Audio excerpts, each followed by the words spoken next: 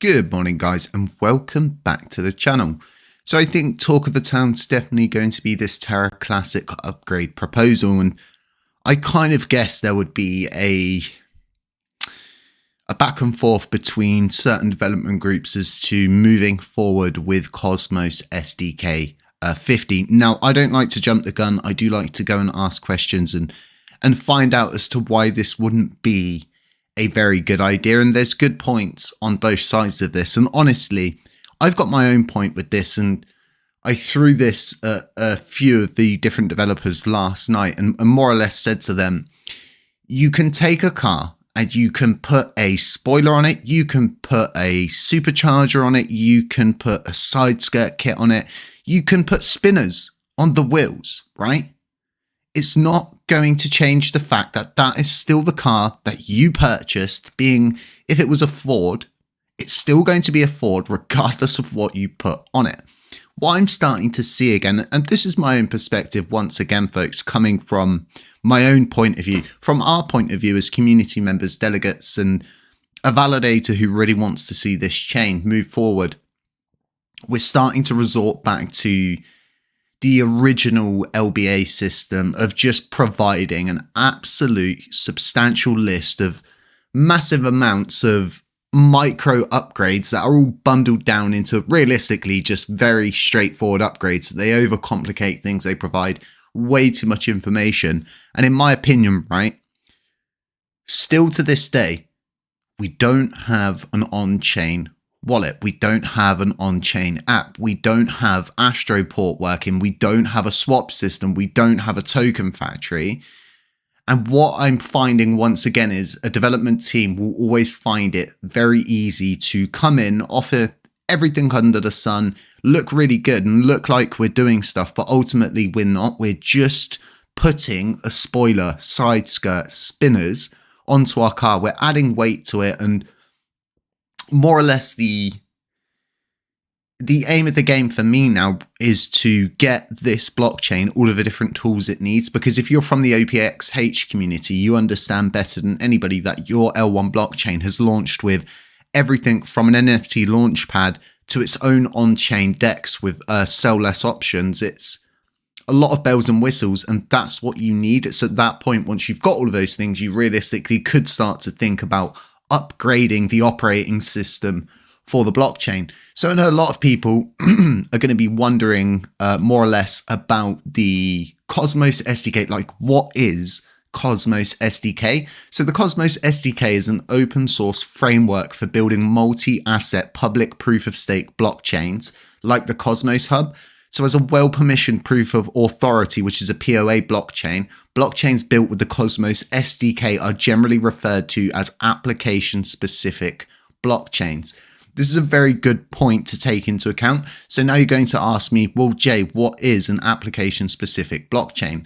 So one development paradigm in the blockchain world is that virtual machine blockchains like Ethereum, where development generally revolves around building decentralized applications on top of an existing blockchain as a set of smart contracts. While smart contracts can be very good, and for some use cases like single-use applications like ICOs, we know about ICOs here on the channel, they often fall short for building complex decentralized platforms. More generally, smart contracts can be limiting in terms of flexibility, sovereignty, and performance. Application-specific blockchains offer a radically different development paradigm than virtual machine blockchains. An application-specific blockchain is a blockchain customized to operate a single application. Developers have all the freedom to make the design decisions required for the application to run optimally. They can also provide better sovereignty, security, and performance. So now you know what the SDK is. Now you know what application-specific blockchains are.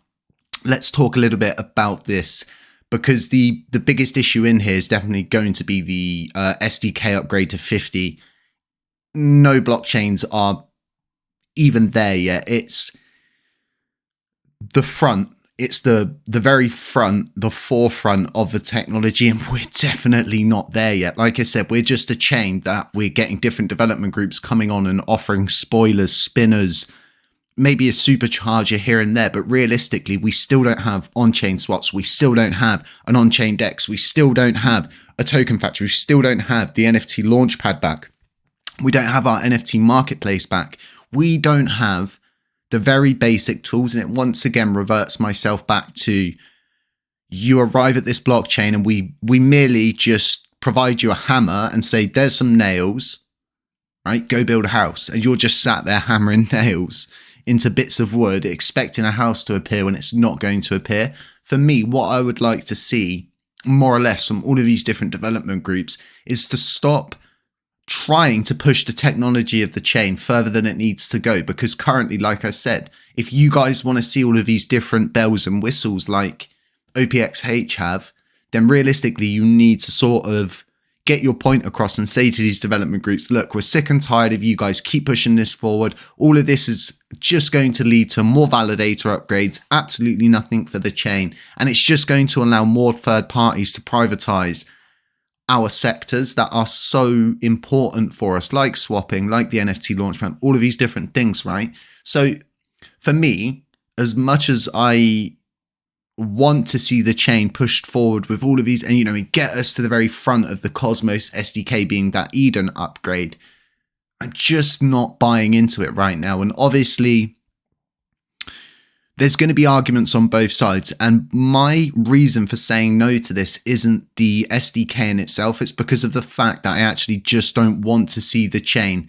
I don't want to have to go through 5 more major validator upgrades for absolutely nothing, for no gain, only losses, and for it to just cause more damage to the blockchain overall. And once again, right, it will allow them to break things for them to then come in and fix them again. And what we've seen recently is LUNC development team, nope, been shut out, can't develop, can't work on the chain. The L1, nope, sorry, can't work on the chain, not paying you. And it's just getting crazy now to the point of where people are buying back into this idea of thinking, yes, these upgrades are really good. Yes, it's important. We keep pushing the chain forward, but then you're all sat there going, well, we can't swap on the app, Jay. Oh, well, I can't launch a token on this chain. And, oh, how come this chain's launching tokens, but we're not? Oh, how come I can't launch an NFT on here, but I can go and launch one on Miata and Big Bang? It's all of those different things. And these kind of questions I think you should all be asking yourselves at this point, being 2 years into this. We've been here a long time and we've always asked those same questions, but I think everybody's forgotten to ask those now, considering we've got teams that want to work on the chain. They want to do stuff. It just seems to me like they're doing what LBA did originally, what we all got really annoyed with, which was just doing nothing and acting like they're doing lots, getting paid money, and the chain's really not progressing. None of this, like for me, tax to gas is so important. That's definitely something that should